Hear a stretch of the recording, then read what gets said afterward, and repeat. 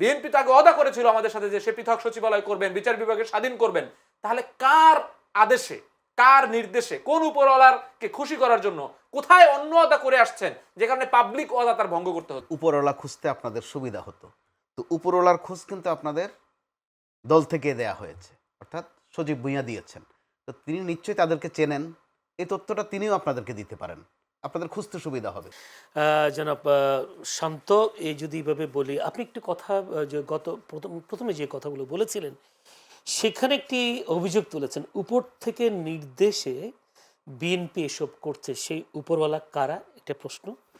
আর যেহেতু নাহিদ ইসলাম তিনি ডক্টর ইউনুস এবং আসিফ নজরুলকে রাস্তায় নামতে বলেছেন, ডাক্তার নাহিদ ইসলামের এই আহ্বানে এই দুজন কি সাড়া দেবেন কিনা? ধন্যবাদ। উপরওয়ালা কারা, এই প্রশ্নটা আসলে আমারও, আসলে আমরা উপরওয়ালা খুঁজছি। যদি উপরওয়ালা পাওয়া যেত যে যাদের কথায় বিএনপি এই পজিশনটা নিয়েছে, তাহলে আমাদের জন্য সরাসরি তাদেরকেও ধরাটা সুবিধা হতো আর কি। আমি কেন বলছি যে এখানে উপরওয়ালা আছে, দেখেন বিএনপি কথায় কথায় বিভিন্ন জনের মোনাফেক বলে, কিন্তু দেখেন বিএনপির মোনাফিকিটা আমি একবার আপনাকে বাই রিটেন দালিলিকভাবে ধরাই দিই।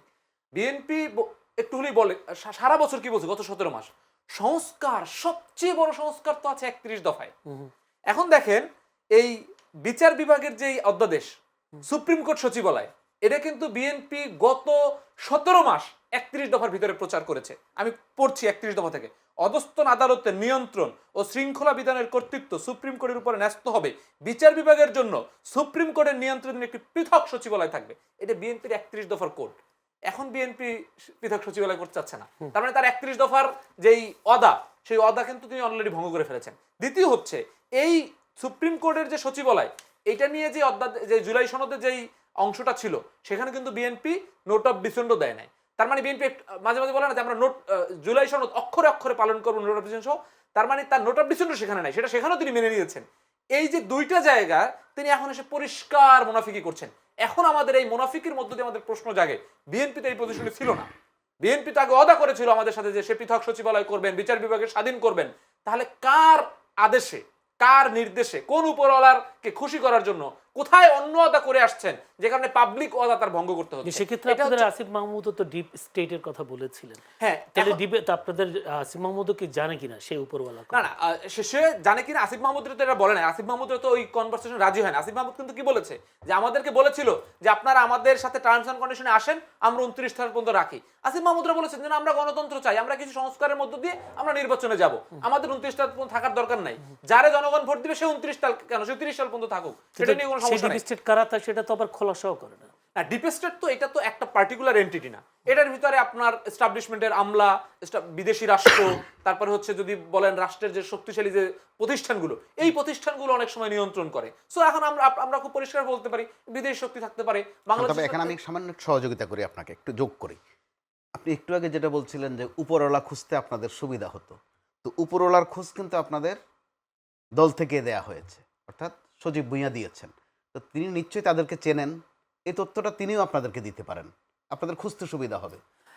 এখানে আরেকটি যোগ করি সামান্য, ওই ক্ষেত্রে তিনি যদি মনে করেন যে কোনো না কোনো কারণে প্রকাশ্যে বলা সম্ভব নয়, তাহলে ডিফে থেকেই বলেন, অন্তত ডিফেই থাকেন। এটা কিন্তু বাংলাদেশের আগামী দিনের রাজনীতিতে বড় প্রশ্ন হয়ে থাকবে।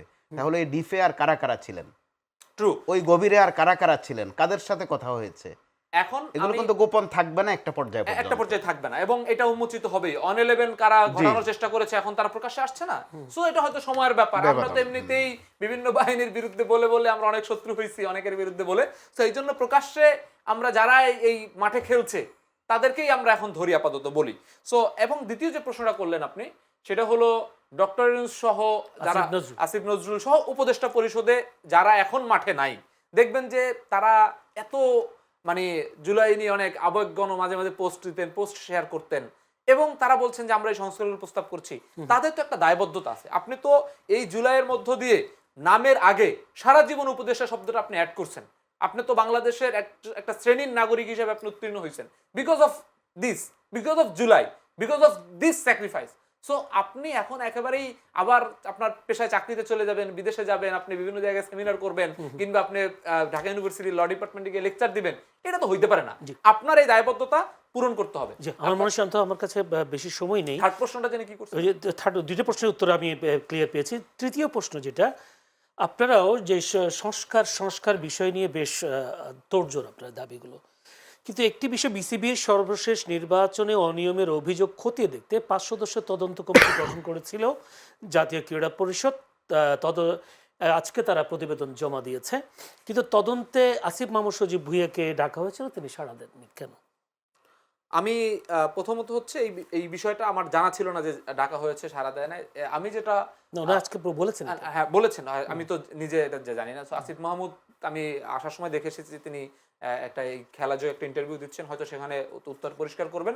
আমি তবে যেটা বলতে পারি যে বিসিবি এবং এই জায়গাটা নিয়ে বিভিন্ন দলের একটা দলীয়করণের একটা চাপ ছিল। তো আসিফ মাহমুদ যেটা করেছেন, আসিফ মাহমুদ সেই জায়গা থেকে স্ট্রিক্টলি তিনি ওখানের প্রতিষ্ঠানটাকে শক্তিশালী করতে চেয়েছিলেন। তো স্বাভাবিকভাবে এখন তো আপনারা অন্তত কিছুটা বুঝতে পারছেন যে প্রতিষ্ঠান শক্তিশালী এবং ইন্ডিপেন্ডেন্ট করার বিরুদ্ধে কাদের এবং কত শক্ত অবস্থান। তো আমার যেটা ধারণা যে আসিফ মাহমুদও সেই রোশনালের শিকার হয়েছেন এবং সেটার প্রেক্ষিতে হয়তো তার বিরুদ্ধে কিছু বলাও হবে, এবং আসিফ মাহমুদও যদি যার জায়গায় রাইট থাকেন তিনি এটার মানে অ্যাকর্ডিং উত্তর দিতে পারবেন। মুখোমুখি না হওয়াটাকে আপনি কি মনে করেন? আমি যে এটা জানতে চাই, মুখোমুখি ডাকলে তো মুখোমুখি হওয়া, না, যদি এখানে তদন্ত তার করে আইনিভাবে হওয়া মুখোমুখি হওয়ার কোনো বিষয় থাকে তাহলে তিনি নিশ্চয়ই আইনি কমপ্লেক্সিটি ফেস করবেন যদি না হয়ে থাকেন। যেহেতু আমি এই ঘটনাটা আপনার মাধ্যমেই শুনলাম, তো এটা আমার ডিটেলসটাও জানতে হবে। জি, ধন্যবাদ, অসংখ্য ধন্যবাদ।